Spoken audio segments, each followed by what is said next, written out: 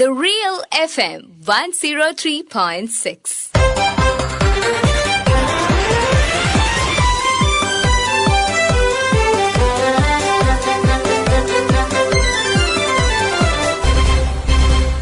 ശ്രദ്ധ. ജനന സമയത്തുണ്ടായിരുന്ന ആൺ പെൺ എന്നീ ലിംഗഭേദത്തിൽ നിന്നും വ്യത്യസ്തമായ ലിംഗവ്യക്തിത്വമുള്ള ആളുകളെയാണല്ലോ ട്രാൻസ്ജെൻഡർ എന്ന് വിളിക്കുന്നത്.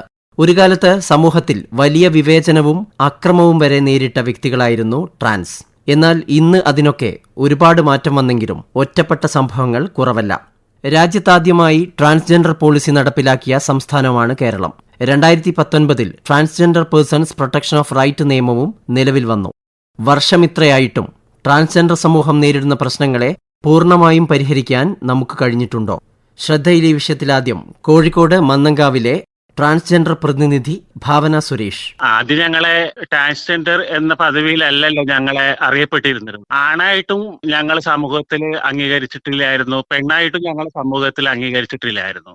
എല്ലാ കാറ്റഗറിയിലും സദസ്സുകളിൽ ആണിനും പെണ്ണിനും മുൻഗണന കൊടുക്കുന്ന സമയത്ത് ഞങ്ങളെ പോലെയുള്ള ആളുകൾ ചെല്ലുന്ന സമയത്ത് ഒരു പുച്ഛം പോലെയായിരുന്നു. ഇപ്പൊ പിന്നെ ഞങ്ങളതായ നിലപാടുകളൊക്കെ ആയി, ഞങ്ങൾക്ക് ഞങ്ങളെ ഇഷ്ടത്തിനനുസരിച്ച് സർജറികളൊക്കെ ചെയ്ത് സന്തോഷത്തോടു കൂടി ജീവിക്കാനുള്ള എല്ലാ അവസരങ്ങളും പ്രൊട്ടക്ഷൻ ആക്ട് വന്നതിന് ശേഷം ഞങ്ങൾക്ക് പുറത്തിറങ്ങി നടക്കാനും, അതുപോലെ തന്നെ പബ്ലിക്കിൽ നിന്ന് ഞങ്ങൾ തുറിച്ചു നോക്കിയിരുന്ന നോട്ടങ്ങളും പരിഹാസപാത്രങ്ങളായിട്ട് ഇങ്ങനെ പറഞ്ഞിരുന്ന കാര്യങ്ങളൊക്കെ അവരിപ്പോ പരസ്യമായി പറയാതെ അടക്കി പറയാൻ തുടങ്ങി.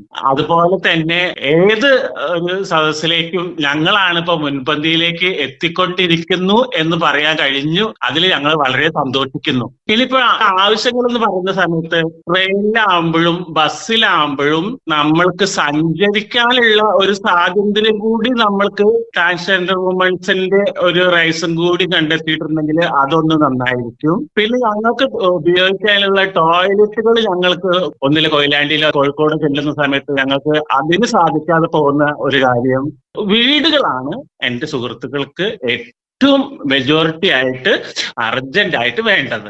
എനിക്ക് സ്വന്തം വീടുണ്ട്, സ്ഥലം സ്പോൺസറാണ്, വീട് സ്പോൺസറാണ്, ഹസ്ബൻഡ് ഉണ്ട്, പശുക്കളുണ്ട്, വീടുണ്ട്.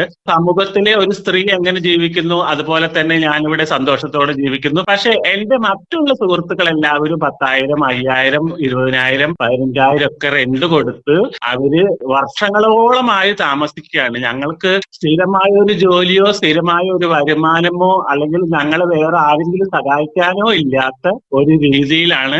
പക്ഷെ ഇതുവരെ അവർക്ക് തലകേക്കാനോ ഒരു ഇടം എന്നുള്ള ഒരു ഇത് കിട്ടിയിട്ടില്ല. ട്രാൻസ്ജെൻഡേഴ്സ് ആയിട്ട് ജീവിക്കുന്ന, ഫാമിലി ആയിട്ട് സ്വന്തം സ്ഥലത്തോടു കൂടി ജീവിക്കുന്ന ട്രാൻസ് വ്യക്തികൾക്ക് ഒരു മക്കളെയെങ്കിലും ഗവൺമെന്റിന്റെ എല്ലാ സമ്മതത്തോടു കൂടി തരികയാണെങ്കിൽ ഞങ്ങൾ അവരെ പൊന്നുപോലെ വളർത്തി വലുതാക്കി അവരുടെ വിദ്യാഭ്യാസം, അവർക്ക് ഈ സ്വത്തും സ്ഥലവും വരെ ഞങ്ങൾ അവർക്ക് കൊടുക്കാൻ വേണ്ടി തയ്യാറാണ്.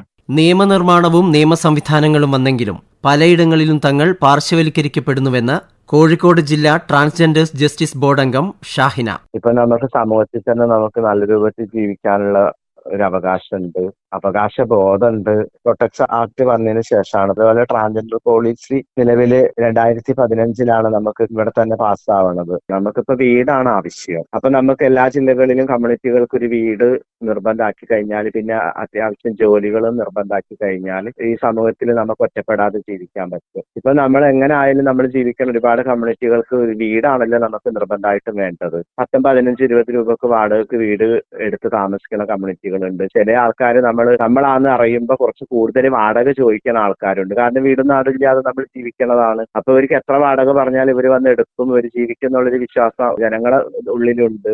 അപ്പൊ നമുക്കൊരു വീടെന്ന് പറയുന്നത് അത്യാവശ്യമാണ്. അപ്പൊ പിന്നെ ഒരുവിധം ഓരോ ജില്ലകളിലും ഓരോ കമ്മ്യൂണിറ്റികൾക്ക് സർക്കാരിന്റെ ഭാഗത്തു നിന്നായാലും അതുപോലെ വേറെ ഭാഗത്തു നിന്നായാലും വീടുകളൊക്കെ കിട്ടിക്കൊണ്ടിരിക്കുകയാണ്. അപ്പൊ നമുക്ക് ഈ ഒരു പദ്ധതി തന്നെ നമുക്ക് എല്ലാ ജില്ലകളിലും അത് സർക്കാർ മുൻകൈയെടുത്ത് നടത്തി കഴിഞ്ഞാൽ നമുക്ക് വലിയൊരു കാര്യം തന്നെ. ട്രാൻസ്ജെൻഡേഴ്സ് എന്തെന്നറിയാത്ത ആൾക്കാർ ഇപ്പോഴും ഉണ്ട് ഈ ലോകത്ത്. ചില സ്ഥലങ്ങളിൽ പോയി കഴിഞ്ഞാൽ നമ്മൾ ട്രാൻസിന്റെ ഇതിൽ നമുക്കിപ്പോ ട്രാൻസ്ജെൻഡർ പോളിസി തന്നെ നമുക്ക് ഒരുപാട് കാര്യങ്ങളുണ്ട്. ആ ഒരു കാർഡ് വെച്ചിട്ട് നമുക്ക് പലരും നേടിയെടുക്കാനുള്ള അവകാശങ്ങളുണ്ട്.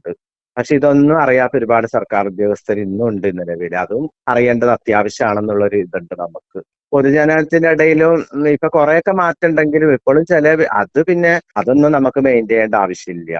കാരണം നമ്മളതായ വ്യക്തിത്വത്തോടുകൂടെ ജീവിക്കാനുള്ള ഒരു അവകാശമുണ്ട്. എന്നാലും നമുക്ക് ചില സ്ഥലങ്ങളിൽ ഇപ്പോഴും നമുക്ക് അത് കിട്ടണില്ല എന്നുള്ള ഇതന്നെ. നമുക്ക് സഞ്ചാര സ്വാതന്ത്ര്യമൊക്കെ നമുക്ക് ബസ്സിലൊക്കെ പോകുമ്പോഴും നമുക്ക് അതിന്റെ ഒക്കെ ബുദ്ധിമുട്ട് ഇപ്പോഴും ഉണ്ട്. ഒരു ട്രാൻസ് ആയതുകൊണ്ടുള്ള ഒരു ജനങ്ങളെ സമീപനം എന്ന് പറയുന്നത് ആ ഒരു വേറൊരു കണ്ടുകൊണ്ട് തന്നെ അവർ നമ്മളെ മാന്യമായിട്ട് ജോലി ചെയ്ത് ജീവിച്ചാലും അവര് രാത്രി കാലങ്ങളിൽ നമ്മളെ പുറത്ത് കാണുമ്പോൾ അവർക്ക് വേറെ ഏതെങ്കിലും രൂപത്തിലായിരിക്കും അവര് നമ്മളെ കാണുമ്പോൾ ചിത്രീകരിക്കുന്നത്. അവരോട് പറയാൻ നമുക്കൊന്നുമില്ല. കാരണം ഇന്നത്തെ കാലത്ത് സാധാരണ ഒരു പെണ്ണ് തന്നെ പുറത്തേക്ക് ഇറങ്ങി പോകുമ്പോൾ ജനങ്ങൾ എങ്ങനെയാണോ കാണുന്നത് അതേപോലെ തന്നെ നമ്മളെയും കാണുന്നത്. ട്രാൻസ് എന്നുള്ള രൂപത്തിലാവുമ്പോൾ നമ്മൾ വേറെ രൂപത്തിലാണ് എന്നുള്ളൊരു തോന്നൽ അവർക്കുണ്ടെങ്കിൽ അത് അവരെ വിവരമില്ലായ്മ എന്നാണ് നമ്മൾ പറഞ്ഞുകൊണ്ടിരിക്കുന്നത്. നിയമനിർമ്മാണത്തിലുപരി എല്ലാ വിഭാഗക്കാരെയും ഒപ്പം ചേർക്കുവാനും അംഗീകരിക്കുവാനും നമ്മുടെ സാമൂഹ്യ ബോധത്തിലും വലിയ മാറ്റം വരേണ്ടതുണ്ടെന്ന് സാമൂഹ്യ നിരീക്ഷകൻ CR നീലകണ്ഠൻ. കുറെ ആളുകളെ നമ്മൾ മനുഷ്യരെയായി പരിഗണിച്ചിരുന്നില്ല എന്നതാണ് സത്യം. ഇന്നിപ്പോ നമുക്കറിയാം ക്യൂർ, ട്രാൻസ്ജെൻഡർ എന്ന വിഭാഗത്തിൽപ്പെടുന്ന നിരവധി ആളുകൾ സ്വയം അവരാണ് എന്ന് പറയാനുള്ള ഒരു അഭിമാന ബോധം അവർക്കുണ്ടായിട്ടുണ്ട്. അവരങ്ങനെയാണ് എന്ന് അംഗീകരിക്കുകയും അവർക്ക് മനുഷ്യരായി ജീവിക്കാനുള്ള അവകാശം ഉണ്ടാവുക. മുമ്പ് നമുക്കറിയാം തെരഞ്ഞെടുപ്പിൽ അവർക്ക് മത്സരിക്കാൻ പറ്റില്ല. കാരണം നമ്മുടെ ഇതിനും 2 കോളമേ ഉള്ളൂ, ആണ് അല്ലെങ്കിൽ പെണ്ണ്, മെയിൽ ഓർ ഫീമെയിൽ. ബാക്കി കോളങ്ങളേ ഇല്ല. ഇപ്പൊ നമുക്ക് ഔദ്യോഗികമായി അവരുടെ പേരുകൾ, കോളങ്ങൾ, അവർക്ക് വേണ്ടി പ്രത്യേക കോളങ്ങളുണ്ട്. മെയിൽ, ഫീമെയിൽ, അതേഴ്സ് എന്ന് പറയുന്ന ഒരു കോളങ്ങൾ വന്നു. നിയമപരമായി കുറെ കാര്യങ്ങൾ അവർക്ക് അംഗീകരിച്ച് കിട്ടി. പക്ഷെ അതുകൊണ്ട് പ്രത്യേകിച്ച് ഒരു കാര്യമില്ല. കാരണം അവരുടെ സാമൂഹ്യ ജീവിതം ഇന്നും വളരെ ദുരിതം പിടിച്ച ഒരു ജീവിതമാണ്. അതിനുള്ള പ്രധാന കാരണം നിയമമില്ലാത്തതല്ല, സംവിധാനങ്ങളില്ലാത്തതല്ല, അവരെ സമൂഹം എങ്ങനെ കാണുന്നു എന്നുള്ളതാണ്. കേരളത്തിൽ പോലും വിദ്യാഭ്യാസത്തിലൊക്കെ വളരെ മുമ്പിലാണ് നിൽക്കുന്നത്, സാമൂഹ്യ ബോധത്തിൽ മുമ്പിലാണെന്ന് പറയുമ്പോൾ പോലും അവരെ മനുഷ്യരായി അംഗീകരിക്കുകയോ അവർക്കുള്ള പ്രശ്നങ്ങൾ എന്താണ് എന്ന് യഥാർത്ഥത്തിൽ മനസ്സിലാക്കുകയോ ചെയ്യുന്നില്ല. നമ്മുടെ നാട്ടിൽ ഒരു ഘട്ടത്തിൽ ആദിവാസികളോടും ദളിതരോടും പിന്നോക്ക വിഭാഗങ്ങളോടും ഉണ്ടായിരുന്ന സമീപനത്തിന്റെ ഒരു തുടർച്ച എന്ന് വേണമെങ്കിൽ ഇവരോട് പറയാം. ഇവരുടെ ആരോഗ്യ പ്രശ്നങ്ങളുണ്ട്, ഇവരുടെ മാനസിക ആരോഗ്യ പ്രശ്നങ്ങളുണ്ട്, തൊഴിലുമായി ബന്ധപ്പെട്ട പ്രശ്നങ്ങളുണ്ട്. മനുഷ്യരായി റീഹാബിലിറ്റേറ്റ് ചെയ്യാൻ ഇവർക്ക് തൊഴിൽ വേണം, താമസ സൗകര്യങ്ങൾ വേണം. ഇവരെ കുറച്ചൊക്കെ പൊതുധാരകളിൽ, സാമൂഹ്യ ധാരകളിൽ, സാംസ്കാരിക ധാരകളിലൊക്കെ ഒരു കുറേശ്ശെ വരുന്നുണ്ട്. വലിയ പോരാട്ടം നടത്തിയിട്ടാണ് അവർ വരുന്നത്. ആ പോരാട്ടത്തെ പിന്തുണയ്ക്കാൻ നമ്മുടെ പൊതുസമൂഹം പലപ്പോഴും തയ്യാറാവുന്നില്ല. അത് തയ്യാറാവാനുള്ള മാനസികമായ ഒരുക്കം നമുക്കുണ്ടാവണം. എന്ന് പറഞ്ഞാൽ ഇപ്പോൾ ഇവർക്ക് വേണ്ടി വേറൊരു നവോത്ഥാന പ്രസ്ഥാനം കേരളത്തിൽ ഉണ്ടാവണമെന്നാണ് എനിക്ക് തോന്നുന്നത്. കാരണം ഇവരെ മനുഷ്യരാണെന്ന്, ഇവർക്ക് പൊതു സമൂഹത്തിൽ മറ്റെല്ലാവരെയും പോലെ ഇടപെടാൻ കഴിയുന്നു. അവർക്ക് എല്ലാ അവകാശങ്ങളും ഉണ്ട് സത്യത്തിൽ നിയമപരമായി. നിയമം ഉണ്ടെങ്കിൽ പോലും അത് നടപ്പാക്കി കിട്ടാൻ സാമൂഹ്യ ബോധത്തിൽ മാറ്റം വരണം. നമ്മൾ ഓരോരുത്തരും ഇക്കാര്യത്തിൽ ചിന്തിക്കണം. അവരെ സമാധാനപരമായി ജീവിക്കാൻ അനുവദിച്ചാൽ അവർ ഈ സമൂഹത്തിൽ ഒരു ഭാഗമാവും. നമുക്ക് അവരെ പൗരന്മാരായി അംഗീകരിച്ച് മുമ്പോട്ട് പോകാൻ കഴിയണം. അതാണ് അടിയന്തരമായി വേണ്ടത്. വിദ്യാഭ്യാസ സഹായം, സ്വയം തൊഴിൽ പദ്ധതി, വിവാഹ ധനസഹായം തുടങ്ങി നിരവധി പദ്ധതികൾ ട്രാൻസ്ജെൻഡർ വ്യക്തികൾക്കായി സംസ്ഥാന സാമൂഹ്യനീതി വകുപ്പ് നടപ്പിലാക്കിയിട്ടുണ്ട്.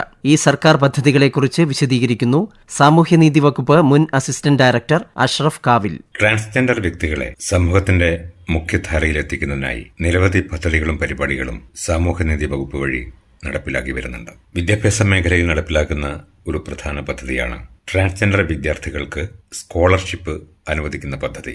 സംസ്ഥാനത്തെ സർക്കാർ എയ്ഡഡ് സെൽഫ് ഫിനാൻസ് വിദ്യാലയങ്ങളിൽ 7ാം ക്ലാസ് മുതൽ പഠിക്കുന്ന ട്രാൻസ്ജെൻഡർ വിദ്യാർത്ഥികൾക്ക് സ്കോളർഷിപ്പ് അനുവദിക്കും. വിദ്യാഭ്യാസ മേഖലയിൽ നടപ്പിലാക്കുന്ന മറ്റൊരു പദ്ധതിയാണ് സമന്വയ. പാതി വഴിയിൽ വിദ്യാഭ്യാസം ഉപേക്ഷിക്കേണ്ടി വരുന്ന ട്രാൻസ്ജെൻഡർ വിദ്യാർത്ഥികൾക്ക് തുടർ വിദ്യാഭ്യാസം ഉറപ്പാക്കുന്നതിന് വേണ്ടിയുള്ള പദ്ധതിയാണ് സമന്വയ. ട്രാൻസ്ജെൻഡർ വിദ്യാർത്ഥികൾക്ക് ഹോസ്റ്റൽ സൗകര്യത്തിനായി ധനസഹായം അനുവദിക്കുന്ന ഒരു പദ്ധതിയും വകുപ്പ് നടപ്പിലാക്കി വരുന്നുണ്ട്. ആരോഗ്യ മേഖലയിൽ നടപ്പിലാക്കുന്ന ഏറ്റവും പ്രധാനപ്പെട്ട ഒരു പദ്ധതിയാണ് ലിംഗമാറ്റ ശസ്ത്രക്രിയയ്ക്കുള്ള ധനസഹായം. ലിംഗമാറ്റ ശസ്ത്രക്രിയ കഴിഞ്ഞ ട്രാൻസ്ജെൻഡർ വ്യക്തികൾക്ക് പോഷകാഹാരത്തിനും തുടർ ചികിത്സയ്ക്കും സാമ്പത്തിക സഹായം നൽകുന്ന പദ്ധതിയും വകുപ്പ് നടപ്പിലാക്കി വരുന്നുണ്ട്. വിദ്യാഭ്യാസ മേഖലയിൽ നടപ്പിലാക്കുന്ന മറ്റൊരു പദ്ധതി വർണ്ണം. വിദൂര വിദ്യാഭ്യാസ സംവിധാനത്തിൽ കൂടി സംസ്ഥാനത്ത് ഡിഗ്രി, PG തുടങ്ങിയ ഉന്നത കോഴ്സുകളിൽ പഠിക്കുന്ന ട്രാൻസ്ജെൻഡർ വിദ്യാർത്ഥികൾക്ക് രജിസ്ട്രേഷൻ ഫീസ്, ട്യൂഷൻ ഫീസ്, പരീക്ഷാ ഫീസ്, പഠന കാലയളവിൽ അസൈൻമെന്റ്, പ്രോജക്ട് തുടങ്ങിയവ തയ്യാറാക്കുന്നതിന് ഈ വർണ്ണം പദ്ധതി പ്രകാരം തുക അനുവദിക്കും. വിദ്യാഭ്യാസ മേഖലയിൽ സഫലം എന്ന പേരിൽ മറ്റൊരു പദ്ധതി കൂടി ഡിഗ്രി അല്ലെങ്കിൽ ഡിപ്ലോമ തലത്തിലുള്ള പ്രൊഫഷണൽ കോഴ്സുകളിൽ പ്രവേശനം നേടിയിട്ടുള്ള വിദ്യാർത്ഥികൾക്കാണ് സഫലം പദ്ധതി ആരംഭിച്ചിരിക്കുന്നത്. ട്രാൻസ്ജെൻഡർ വ്യക്തികൾക്ക് വിവാഹ ധനസഹായ പദ്ധതിയും സാമൂഹ്യനീതി വകുപ്പ് വഴി നടപ്പിലാക്കുന്നുണ്ട്. ട്രാൻസ്ജെൻഡർ വ്യക്തികൾക്ക് സ്വയം തൊഴിൽ കണ്ടെത്തുന്നതിന് ധനസഹായ പദ്ധതി നടപ്പിലാക്കി വരുന്നുണ്ട്. ട്രാൻസ്ജെൻഡർ ഹെൽപ്പ് ലൈൻ ആരംഭിച്ചിട്ടുണ്ട്. ട്രാൻസ്ജെൻഡർ വ്യക്തികൾ അഭിമുഖീകരിക്കുന്ന പ്രശ്നങ്ങൾ അതാത് സമയം അറിയിക്കാനും പ്രശ്നങ്ങൾക്ക് പരിഹാരം തേടാനും ഈ ട്രാൻസ്ജെൻഡർ ഹെൽപ്പ് ലൈൻ പ്രയോജനപ്പെടുത്താം. 1800 425 2147. ട്രാൻസ്ജെൻഡർ വ്യക്തികൾക്ക് അടിയന്തര ഘട്ടങ്ങളിൽ ധനസഹായം ലഭ്യമാക്കുന്നതിനു വേണ്ടി കരുതൽ എന്ന് പറയുന്ന ഒരു പദ്ധതി കൂടി വകുപ്പ് ആരംഭിച്ചിട്ടുണ്ട്. അടിയന്തര പ്രാഥമിക ശുശ്രൂഷ നൽകൽ, അടിയന്തര ശസ്ത്രക്രിയ, ആംബുലൻസ് സേവനം, നിയമസഹായം, വസ്ത്രം തുടങ്ങിയവയ്ക്ക് കരുതൽ പദ്ധതി പ്രകാരം ധനസഹായം അനുവദിക്കും. ഇതുവരെ പറഞ്ഞ പദ്ധതികളിൽ ലിംഗമാറ്റ ശസ്ത്രക്രിയയ്ക്കും ലിംഗമാറ്റ ശസ്ത്രക്രിയയ്ക്ക് ശേഷമുള്ള സാമ്പത്തിക സഹായത്തിനും അപേക്ഷകൾ സാമൂഹ്യനീതി വകുപ്പ് ഡയറക്ടർക്കാണ് സമർപ്പിക്കേണ്ടത്. മറ്റു പദ്ധതികൾക്ക് ജില്ലാ സാമൂഹ്യനീതി ഓഫീസർമാർക്കാണ് അപേക്ഷകൾ സമർപ്പിക്കേണ്ടത്. സ്വനീതി പോർട്ടൽ വഴിയാണ് അപേക്ഷ നൽകേണ്ടത്. ട്രാൻസ്ജെൻഡർ പൗരന്മാർ നേരിടുന്ന പ്രശ്നങ്ങൾ, അവകാശ ലംഘനങ്ങൾ, നിരസിക്കലുകൾ, ഭീഷണികൾ എന്നിവയെല്ലാം നിയമപരമായും സാമൂഹ്യപരമായും തടയേണ്ടതുണ്ട്. നിയമസംവിധാനങ്ങളിലൂടെ സംരക്ഷണമൊരുക്കുന്നതോടൊപ്പം തന്നെ സാമൂഹ്യ ജീവിത നിലവാരം ഉയർത്തുന്നതിനുള്ള സാഹചര്യമൊരുക്കണം. അവരവരുടെ വ്യക്തിത്വം നിലനിർത്തിക്കൊണ്ട് അഭിമാനത്തോടെയും അന്തസ്സോടെയും ജീവിക്കാനുള്ള അവരുടെ അവകാശം സംരക്ഷിക്കപ്പെടേണ്ടതുണ്ട്. ഇതിന് സമൂഹത്തിന്റെ മനോഭാവത്തിലും വലിയ മാറ്റം ഉണ്ടാവണം. ശ്രദ്ധ ഇന്ന് ഇതുവരെ തയ്യാറാക്കി അവതരിപ്പിച്ചത് സുബീഷ് നടുവണ്ണൂർ. ആശയം നിർവഹണം സി കൃഷ്ണകുമാർ. ശ്രദ്ധ.